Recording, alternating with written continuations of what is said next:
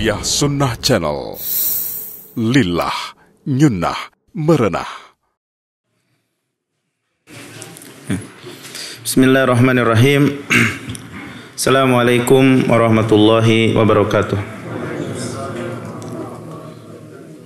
Innal hamdalillah nahmaduhu wa nasta'inuhu wa nastaghfiruh wa na'udzu billahi min syururi anfusina wa min sayyiati a'malina may yahdihillahu fala mudhillalah wa may yudlil fala hadiyalah.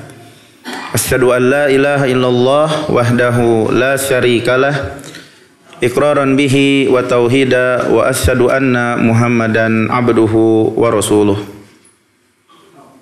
Amma ba'd. Ikhwani wa akhwati, Bapak, Ibu, saudara-saudari jamaah Masjid Al-Furqan yang dimuliakan Allah Subhanahu wa taala. Para pemirsa Tarbiyah Sunnah di mana saja berada.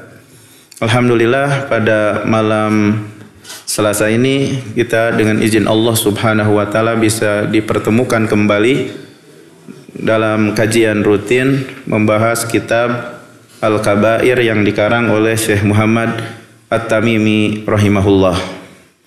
Pada malam ini tema yang akan kita bawakan berdasarkan bab-bab yang ditulis oleh penulis, insyaallah berkenaan dengan bodoh, tak tahu malu, dan ambisi. Bodoh lawan kata daripada ilmu. Ya, maka seseorang tidak boleh berada dalam kebodohan dalam urusan agama. Jadi kita tidak sepantasnya terus-menerus berada dalam kebodohan dalam urusan agama. Namun diwajibkan bagi kita itu untuk belajar yang membuat agama kita dan diharuskan kita untuk belajar, dan tidak akan lurus agama kita itu kecuali dengan belajar. Oleh karena itu, meninggalkan belajar itu termasuk dosa besar. Jadi meninggalkan belajar ilmu agama termasuk dosa besar. Dan Allah Jalla Jalaluh mensifati orang-orang munafik bahwasanya mereka itu bodoh, mereka itu tidak paham agama. Walakinnal munafikina la yafqahun. Akan tetapi orang-orang munafik mereka itu tidak paham. Dalam surat Al-Munafikun ayat 7. Kenapa orang-orang munafik tidak paham agama? Karena mereka tidak memiliki perhatian untuk menuntut ilmu, untuk mendengarkan kebaikan yang memberikan faidah dari Al-Quran dan Sunnah. Makanya mereka, orang munafik itu berada dalam kebodohan mereka dan kesesatan mereka. Kita memohon kepada Allah dilindungi dari kebodohan. Sungguh ikhwani wa akhwati, Bapak Ibu saudara-saudari yang dimuliakan Allah Subhanahu wa taala, para pemirsa Tarbiyah Sunnah di mana saja berada, berpaling dari menuntut ilmu, berpaling dari belajar bisa sampai kepada kekufuran. Berdasarkan surat Al-Ahqaf ayat 3, Allah berfirman, "Walladzina kafaru amma unziru mu'ridun." Dan orang-orang kafir dari apa yang mereka itu diperingatkan, dinasehati, mereka itu berpaling atau bisa sampai kepada batasan kemunafikan. Dulu ikhwani wa akhwati, bahwasanya orang-orang munafik itu hadir di majelis Rasulullah sallallahu alaihi wasallam. Mereka orang-orang munafik mendengarkan khutbah Nabi sallallahu alaihi wasallam di hari Jumat.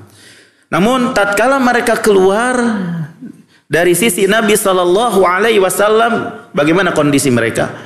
Kondisi mereka seolah-olah mereka itu belum hadir, seolah-olah mereka itu tidak hadir.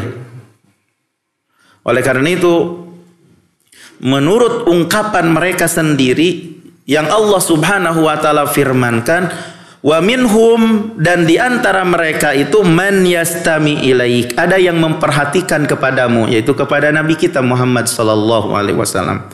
hatta idza kharaju min indik, sehingga manakala mereka keluar dari sisimu, qalu, orang-orang munafik berkata, lilladzina utul ilm, kepada orang-orang yang berilmu, yaitu kepada para sahabat, madza qala anifa, apa yang dikatakan oleh Nabi barusan. Surat Muhammad ayat 16.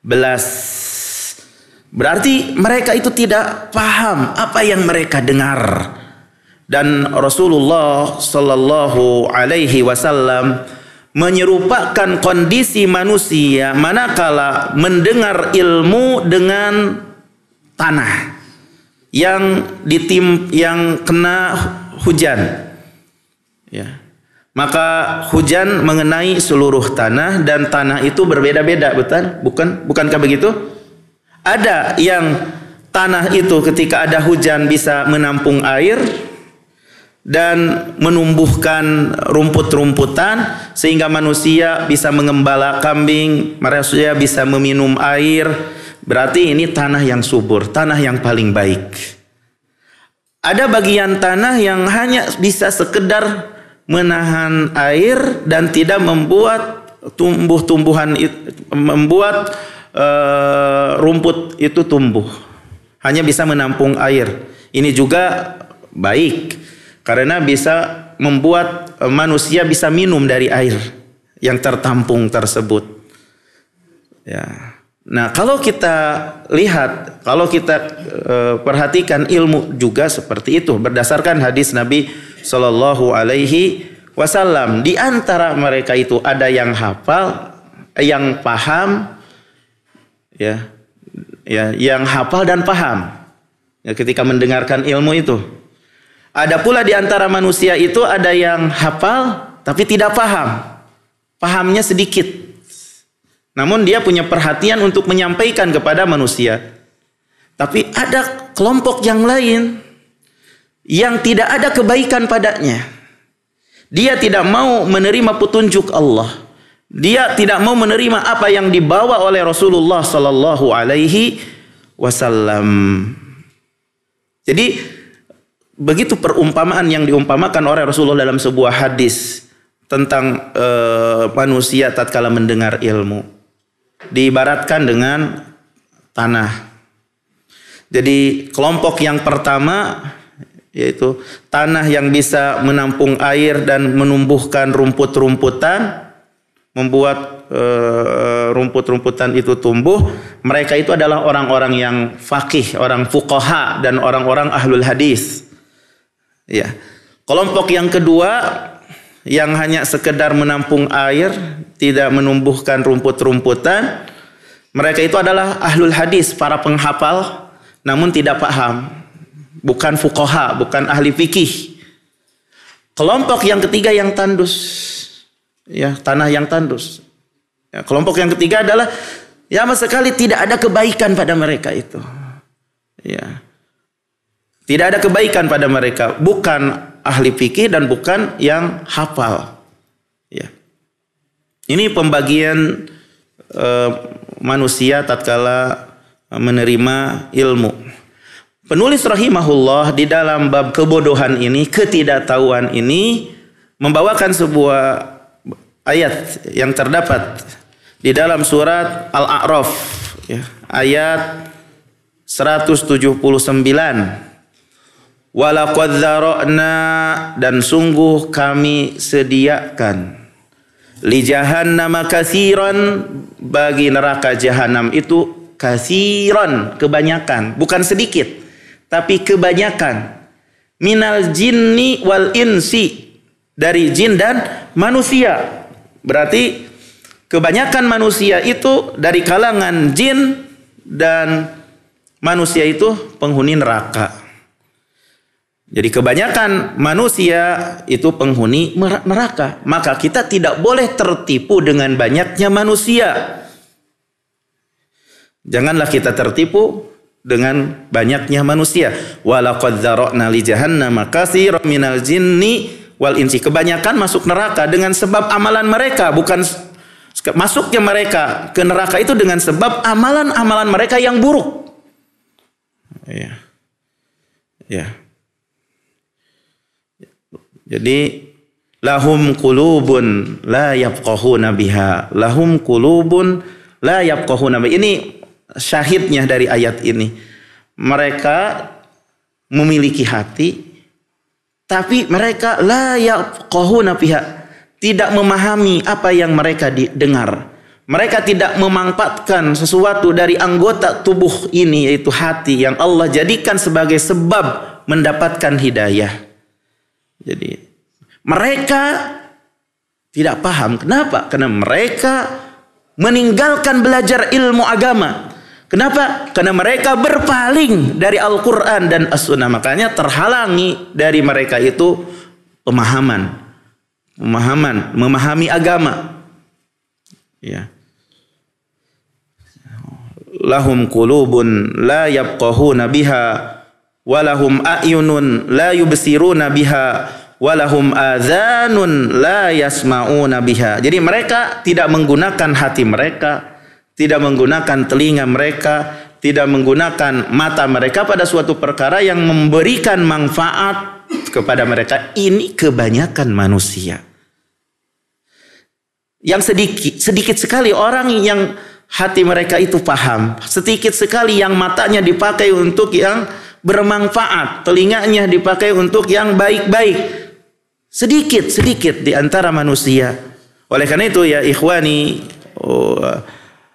orang yang seperti ini ulaika kal an'am, mereka itu bagaikan binatang. Balhum adhal, bahkan lebih buruk lagi daripada binatang. Kenapa demikian? Bahwasanya binatang itu lebih baik daripada mereka karena binatang itu mengetahui tanggung jawabnya di dalam kehidupan ini. Adapun mereka tidak mengenal tanggung jawab mereka, padahal Allah telah mengutamakan mereka di atas hewan, tapi mereka menolak. Tapi inginnya mereka itu seperti hewan. Keinginan mereka itu hanya makan, keinginan mereka itu hanya ingin berlezat-lezat dan berpaling dari suatu perkara yang memberikan manfaat kepada mereka di dunia dan di akhirat. Jadilah mereka itu derajatnya lebih rendah daripada hewan. Balhum adhal. Ini kan sebuah ancaman gitu bagi orang yang tidak paham. Makanya orang yang tidak paham, orang yang bodoh, yang berpaling dari menuntut ilmu, berpaling dari memahami agama, merupakan dosa besar. Merupakan dosa besar. Kemudian penulis rahimahullah membawakan di bab kebodohan ini, bab bodoh ini, hadis yang dibawakan oleh Ibnu Abbas, Muawiyah dan selain keduanya, semoga Allah meridhoi kepada mereka, bahwasanya Rasulullah SAW bersabda, "Man yuridillahu bihi khairan yufaqihu fid din." Barang siapa yang dikehendaki oleh Allah Subhanahu wa taala kebaikan, bagaimana? Allah Subhanahu wa taala akan pahamkan dalam agama. Hadis Ibnu Abbas, hadis Muawiyah ini merupakan hadis yang sangat agung, di mana Nabi sallallahu alaihi wasallam menjelaskan di dalam hadis ini tanda kebaikan, tanda keinginan Allah kebaikan bagi seorang hamba, yaitu apa? Memahami agama. Fikih dalam bahasa adalah paham, sedangkan di dalam syariat memahami hukum-hukum syar'i dari dalil-dalilnya secara terperinci dari Al-Quran dan Sunnah. Oleh karena itu Allah Subhanahu wa taala menganjurkan kepada kita semuanya untuk memahami agama. Di dalam surat At-Taubah ayat 122 yang artinya bahwa tidak semuanya untuk pergi ke medan juang, tapi mesti ada sekelompok manusia liyatafaqahu fid din, ada yang memahami agama, waliyundiru qaumahum, dan agar setelah mereka paham agama memberikan peringatan kepada kaum mereka idza raja'u ilaihim, apabila kembali kepada kaumnya, la'allahum yahdharun, agar mereka waspada. Jadi di dalam ayat ini falaula nafara min kulli firqatin, jadi kita diperintahkan untuk melakukan perjalanan untuk menuntut ilmu, baik itu sedikit maupun banyak, ya, lihat untuk mempelajari hukum-hukum syar'i dari Rasulullah. Tapi sekali lagi, perintah ini bukan khusus di zaman Rasul, umum. sampai tegaknya hari kiamat disyariatkan bagi orang yang memiliki kemampuan untuk berangkat menuntut ilmu. Seperti sekarang ini duduk. Berapa banyak orang yang duduk sekarang di rumah? Ya. Alhamdulillah Allah menginginkan kepada kita kebaikan untuk bisa melangkahkan kaki kita, memudahkan kaki kita untuk duduk di majelis ilmu. Dan di dalam hadis ini menunjukkan bahwasanya ilmu itu bukan diambil dari YouTube, bukan diambil dari kitab, tapi diambil dari ulama, dari guru, di majelis ilmu. Ya, harus mengadakan perjalanan. Kalau seandainya ilmu itu diambil dari kitab, tentu setiap orang bisa membeli banyak kitab, lalu dibaca, dan tidak membutuhkan untuk menempuh perjalanan dalam menuntut ilmu. Ya. Oleh karena itu, ikhwani, tidak dianggap orang itu belajar kecuali dengan mengadakan perjalanan dalam menuntut ilmu. Karena orang yang belajar dari kitab, tidak dibimbing oleh para ulama, lebih mudaratkan daripada kemanfaatan. Makanya ilmu itu dengan belajar duduk di majelis ilmu bersama para ulama yang mana mereka paham pokok-pokok ilmu, dalil-dalilnya, dan terus bergantian dari satu generasi ke generasi yang lain. Itulah yang dimaksud dengan ilmu. Kemudian tidak cukup bagi kita hanya paham saja, memahami agama saja. Tidak cukup. Hanya sekedar menampung ilmu.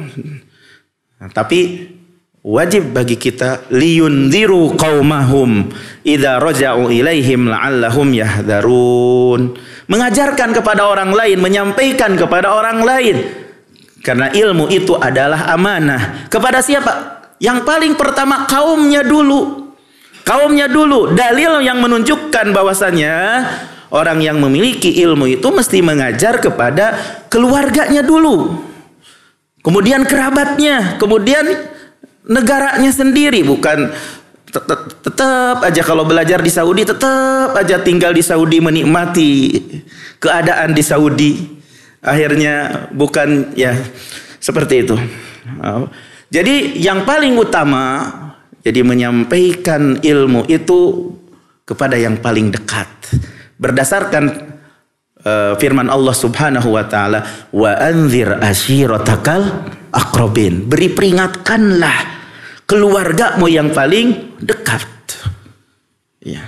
Kenapa? La'allahum yahdharun. Barangkali mereka itu bisa waspada. Waspada dari apa? Dari kesyirikan. Waspada dari apa? Dari kemaksiatan, kebid'ahan, dan kebodohan. Waspada dari orang-orang yang sesat, dai-dai yang mengajak kepada kesesatan, terutama pada zaman ini.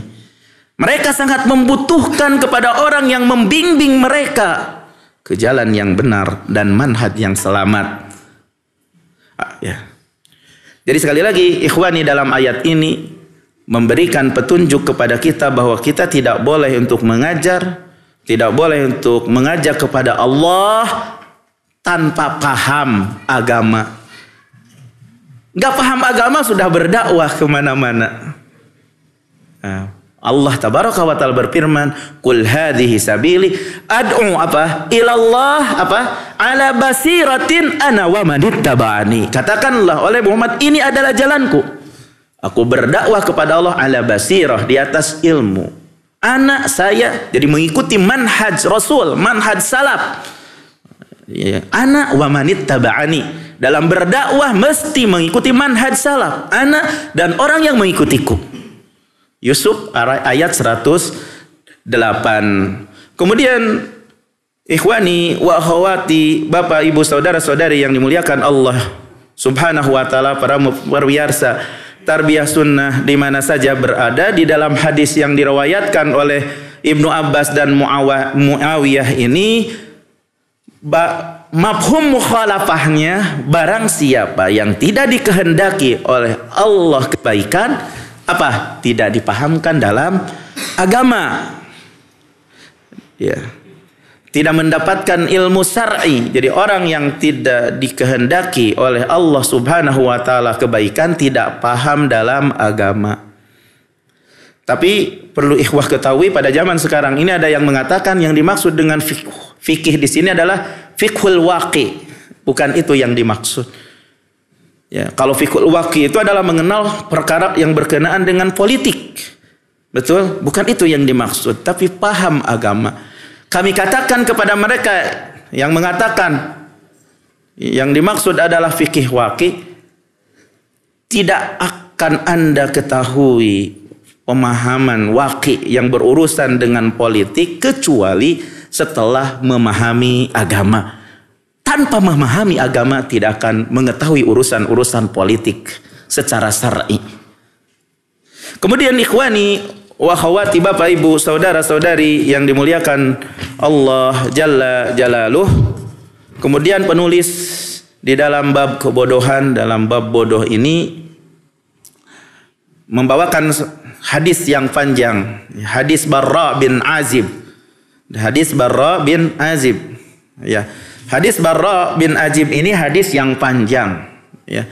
Mensifati orang yang ketika mendekati kematian, ya, cara dicabutnya nyawa dari jasad dan diletakkannya orang yang mati di dalam kuburan. Setelah diletakkannya orang yang sudah meninggal yang telah dicabut nyawa itu di kuburan, kemudian ada dua malaikat yang mendatangi kepadanya dan dikembalikan ruh kepada jasadnya, hidup dalam kehidupan di alam barzah, berbeda dengan kehidupan di alam dunia. Lalu dua malaikat itu mendudukkan yang sudah meninggal dan bertanya kepadanya, siapa Rabbmu, apa agamamu, dan siapa nabimu. Maka orang mukmin yang faham dalam agama Allah dan mengamalkannya di dunia dan istiqamah di dunia dalam kehidupannya mudah menjawabnya.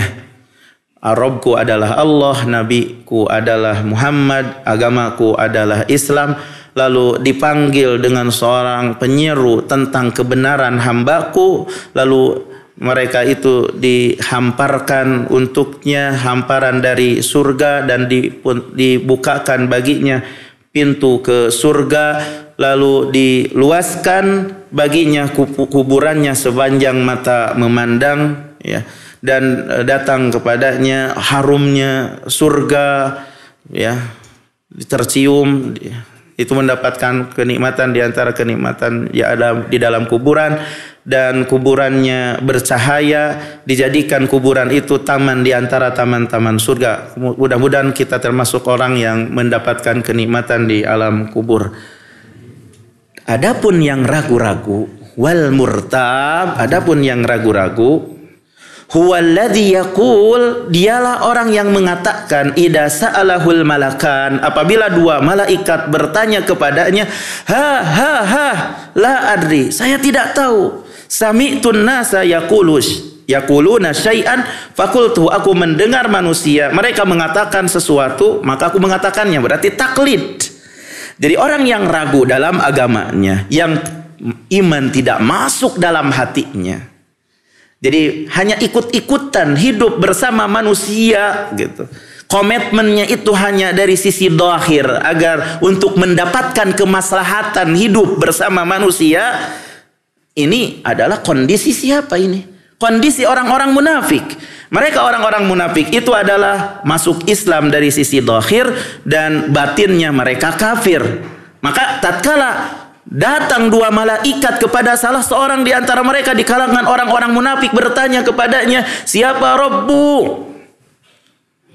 Apa agamamu dan siapa nabimu? Tidak mampu untuk menjawab la adri, walaupun di dunianya dia belajar, walaupun di dunianya dia fasih, walaupun di dunianya mendalam ilmunya, namun tatkala di dalam hatinya ada keraguan di dalam agama dan keyakinannya, tidak mampu menjawab la adri, saya tidak tahu.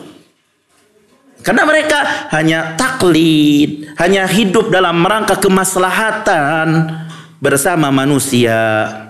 Maka keadaan dia itu, ilmunya itu dicabut Ketika di kuburan sudah dicabut dan hidup menetaplah dia dalam keadaan kebingungan sebagaimana di dunia dia dalam keadaan ragu-ragu. Dalam kebingungan, mati dalam keadaan munafik, mati dalam keadaan ragu-ragu. Inilah orang yang tidak akan mampu untuk menjawab. Maka orang yang seperti ini, ada seorang penyeru yang menyeru, dusta, hambaku telah dusta, hamparkan hamparan bagi dia dari api neraka, pintu neraka bukakan untuknya. Akhirnya sangat panas sekali, bau dan disempitkan juga kuburannya. Naudzubillahi min dzalik, kuburannya merupakan lubang dari lubang api neraka. Berbeda dengan orang-orang yang beriman. Orang-orang yang beriman itu, kuburan itu merupakan taman di antara taman-taman surga. Adapun orang kafir dan orang munafik, kuburan itu merupakan lubang di antara lubang-lubang api neraka. Sebabnya apa? Lam yatafaqqah fid din, tidak paham dalam agama sebelum dia mati, dan sebelum dia mati. Itulah akibatnya. Bahaya sekali bodoh ini. Makanya ikhwani, bodoh ini merupakan dosa besar. Merupakan dosa besar. Gak mau belajar itu dosa besar. Menghindar dari menuntut ilmu itu dosa besar.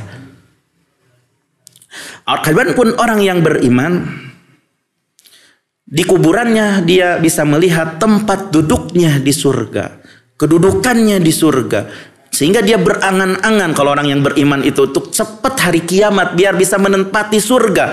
Berbeda dengan orang munafik, dibukakan baginya pintu neraka dan dia melihat kedudukannya di neraka, sehingga orang munafik itu mengatakan, ya Rob, jangan tegakkan hari kiamat.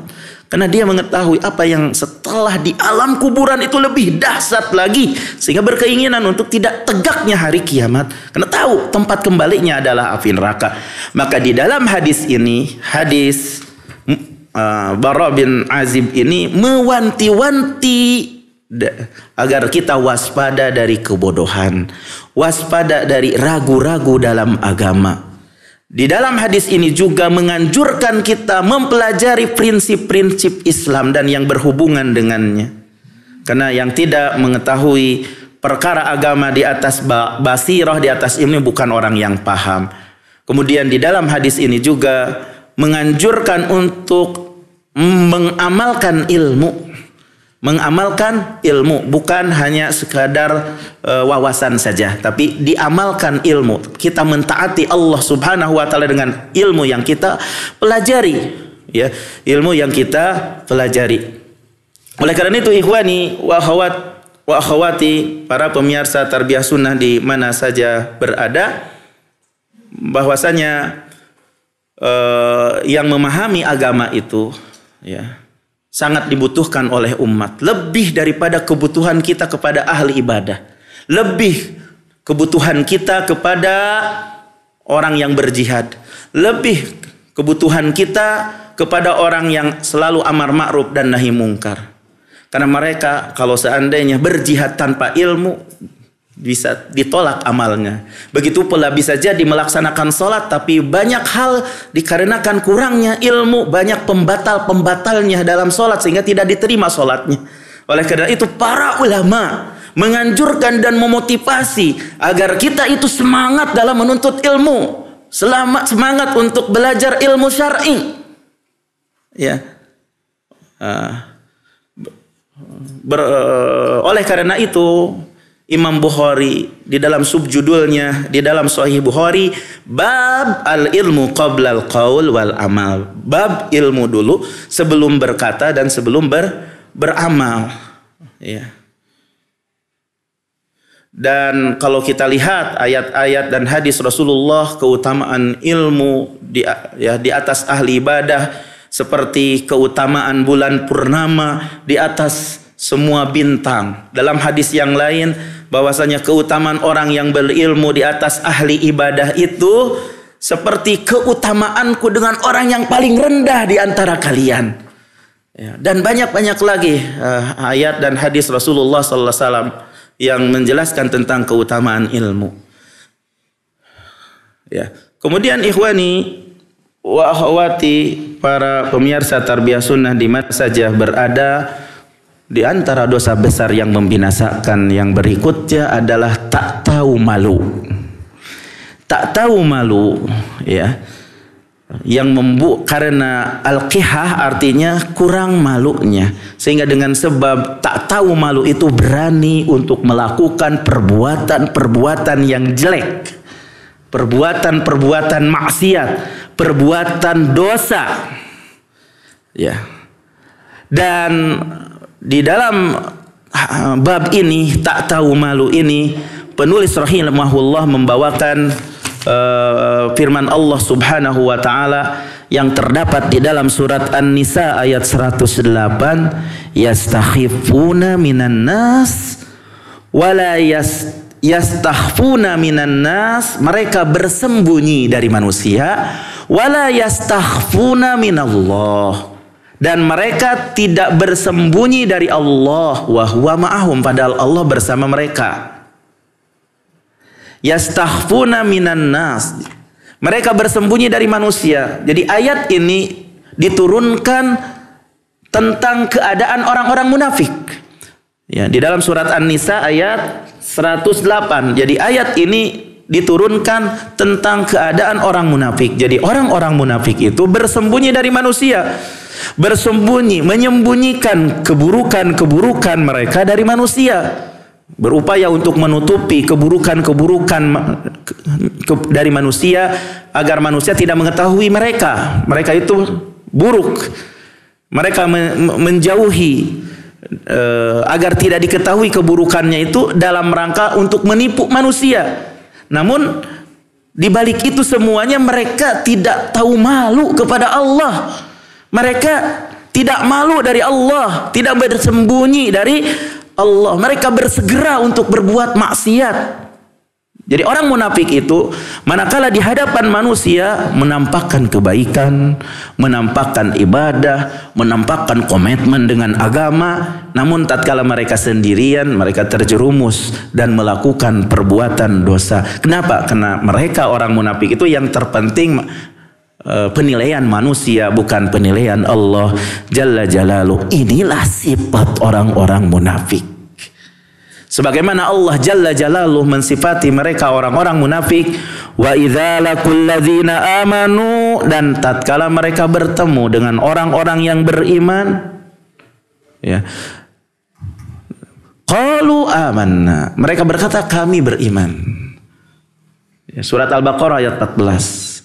Wa idza khalau ila syayatihim, dan tatkala mereka kembali kepada pemimpin-pemimpin mereka, kepada syaitan-syaitan mereka, qalu, mereka mengatakan inna ma'akum, maksudnya kami bersama kalian.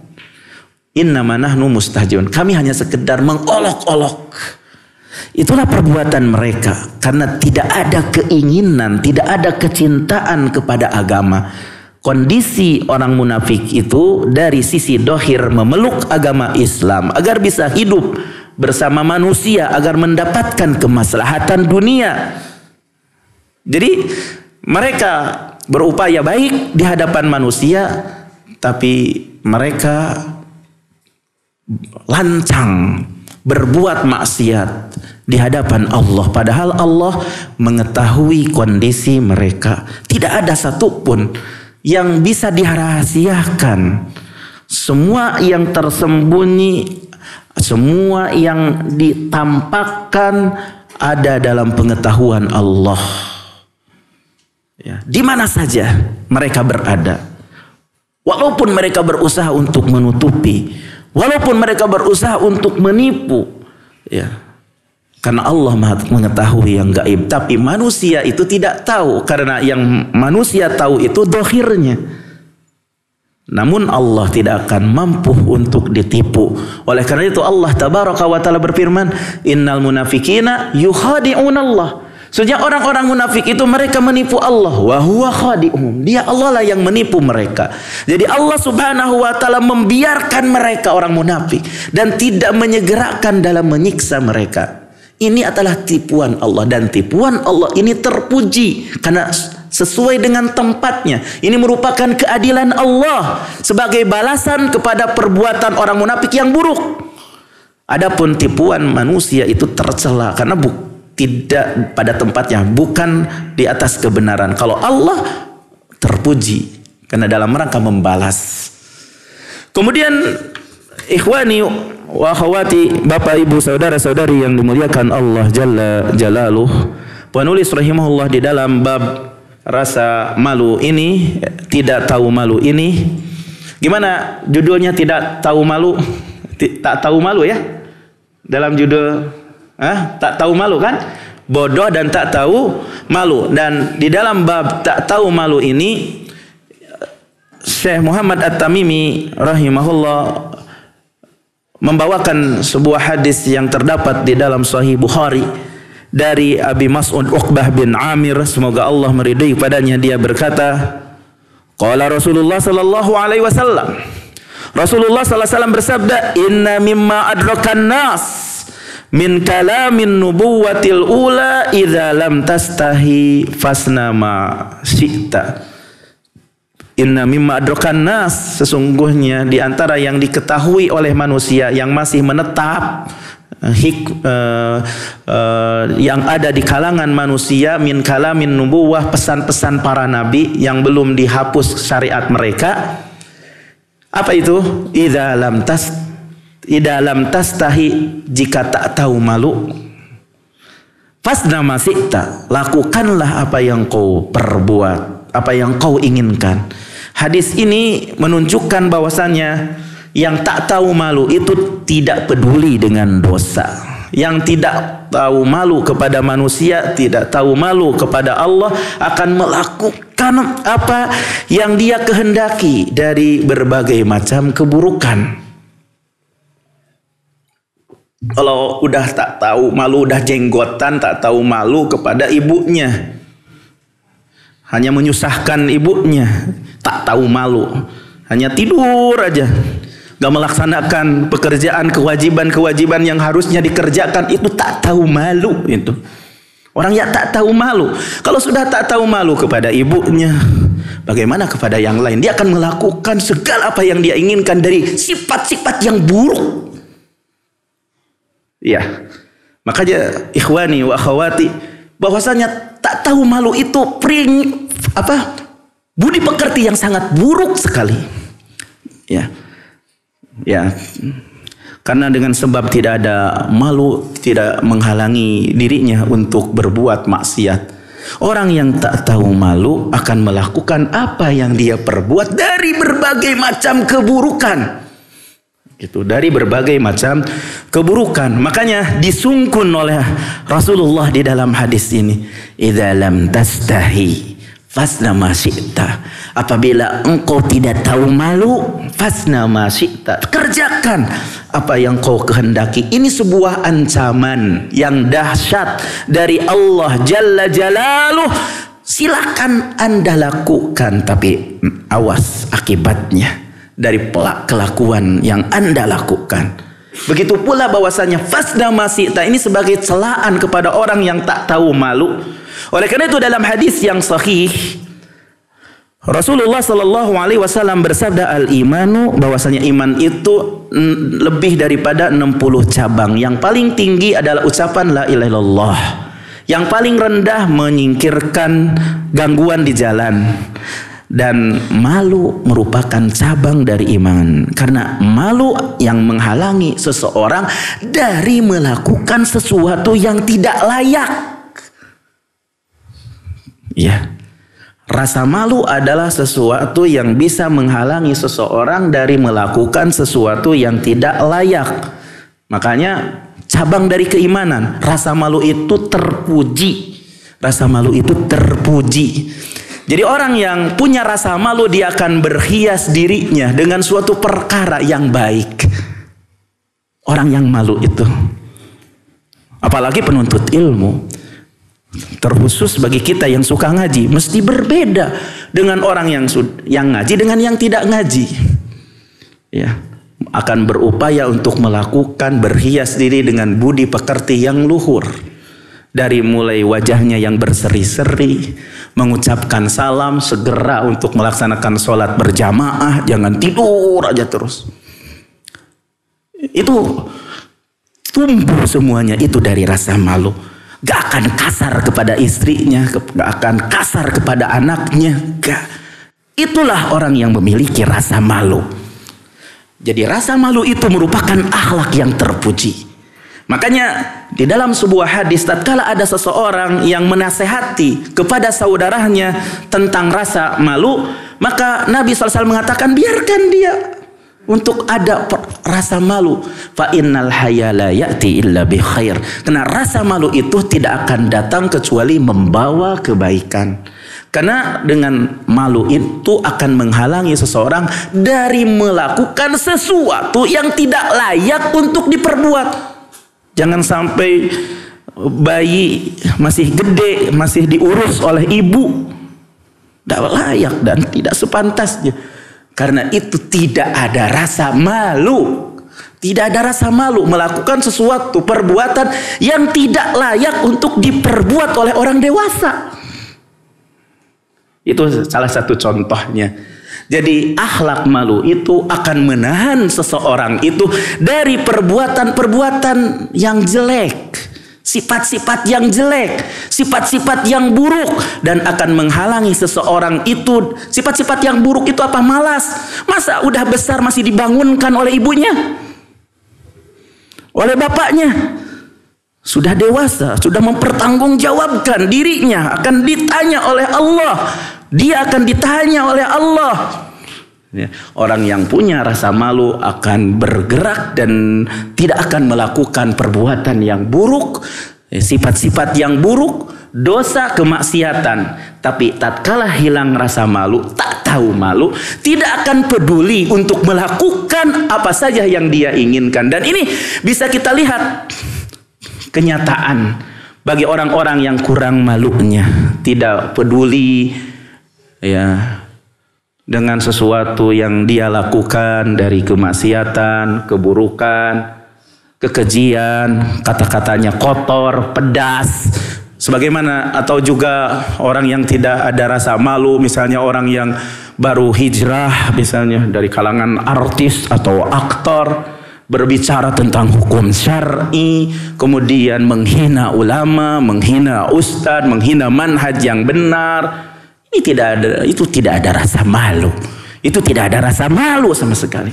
Makanya ikhwani, di dalam hadis ini menganjurkan bagi kita itu untuk berakhlak dengan akhlak malu.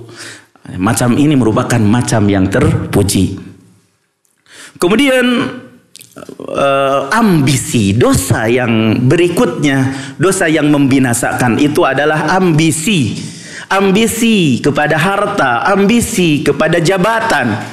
Penulis rahimahullah di dalam bab ambisi ini membawakan sebuah hadis dari Ka'ab, semoga Allah meridhai kepadanya, secara marfu, madhibani ja'i'ani ursila fi jaribati ghanamin bi afsadalaha min hirsil mar'i alal mali wasyarafi lidinihi, sahahu at-Tirmidzi. Madhibani ja'i'ani, tidaklah dua serigala yang lapar. Ursila, yang keduanya dibiarkan. Fi zaribati ghanamin, di kandang kambing. Bi afsadalaha, lebih merusak baginya. Min hirsil mar'i alal mal, dari ambisinya seseorang kepada harta, wasyaraf, dan jabatan, lidinihi, yang merusak kepada agamanya. Jadi dalam hadis ini memberikan penjelasan bahayanya ambisi kepada harta dan jabatan kepada agama seseorang. Jadi orang yang ambisi kepada harta dan ambisi kepada jabatan akan memadorotkan kepada agama. Karena orang yang ambisi terhadap harta akan mendorong seseorang itu untuk melakukan apa saja, dengan cara apa saja, walaupun yang diharamkan oleh Allah Jalla Jalaluhu. Tapi bukan artinya kita itu tidak boleh mencintai harta. Bukan begitu maksudnya. Karena kita tabiatnya mencintai harta. Ya, wa yuhibbunal mal. Kita manusia mencintai harta. Wa innahu lihubbil khairi lasyadid. Sesungguhnya manusia itu betul-betul mencintai harta. Gitu. Ya, jadi yang dimaksud adalah yang tercela itu mencintai harta yang membawa seseorang untuk melakukan perkara-perkara yang diharamkan, maka hukumnya adalah haram. Kalau tidak demikian, Allah Subhanahu wa taala menyanjung orang yang memberi makan dengan hartanya. Dengan hartanya dia memberi makan orang lain. Gitu. Bahkan dalam ayat Ali Imran, surat Ali Imran ayat 92, lan tanalul birra hatta tunfiqu ma tuhibbun. Tidaklah mendapatkan kebaikan sehingga Anda menafkahkan dari apa yang kamu cintai. Harta yang kamu cintai dinafkahkan. Berarti baik, tidak masalah. Cinta kepada harta itu tidak masalah. Yang menjadi masalah itu mencintai harta melebihi batas. Yang membawa kecintaannya kepada harta, tidak peduli dari mana dia mengambil harta itu. Itulah yang memadorotkan agama. Begitu pula ambisi kepada jabatan. Semua orang tabiatnya mencintai ketinggian, mencintai jabatan. Yang tercela apabila keluar dari batasnya, berlebih-lebihan makanya dikatakan ambisi kepada jabatan yang membuat mendolimi orang lain, bersikap sombong untuk meraih jabatan tersebut. Maka ini tercela, bisa memadorotkan kepada agama seseorang. Maka di dalam hadis Ka'ab ini Rasulullah Shallallahu Alaihi Wasallam memberikan perumpamaan, orang yang rakus, orang yang ambisi kepada harta dan jabatan itu diumpamakan dengan dua serigala yang lapar yang dibiarkan di kandang kambing. Bagaimana kambing akan rusak dengan dua serigala yang lapar? Nah, orang yang rakus, yang ambisi kepada harta dan kepada jabatan itu begitu. Bagaimana ketika kambing itu rusak dengan sebab dua serigala, begitu pula agama seseorang itu yang ambisi kepada harta dan jabatan akan rusak. Berapa banyak orang yang sudah menuntut ilmu bertahun-tahun karena ambisi dengan jabatan, ambisi dengan kepemimpinan, ambisi dengan harta, terfitnah agamanya. Kitab hanya sekedar pajangan dan tidak tegar di atas sunnah, sabat di atas agama, madharat agamanya karena disebabkan ambisi kepada jabatan. Maka di dalam hadis ini mewanti-wanti agar kita itu apa? Waspada dari mencintai harta, dari ambisi kepada harta dan ambisi kepada jabatan. Itu saja mungkin yang bisa saya sampaikan pada pertemuan kali ini. Mudah-mudahan bisa bermanfaat kepada diri saya sendiri dan juga kepada ikhwah dan akhwat yang hadir di tempat ini dan juga para pemirsa Tarbiyah Sunnah di mana saja berada. Insyaallah akan kita lanjutkan sesi tanya jawab setelah sholat isya. Wassallallahu ala nabiyyina Muhammad subhanakallahumma wa bihamdika asyhadu an la ilaha illa anta astaghfiruka wa atubu ilaik. Wassalamu alaikum warahmatullahi wabarakatuh.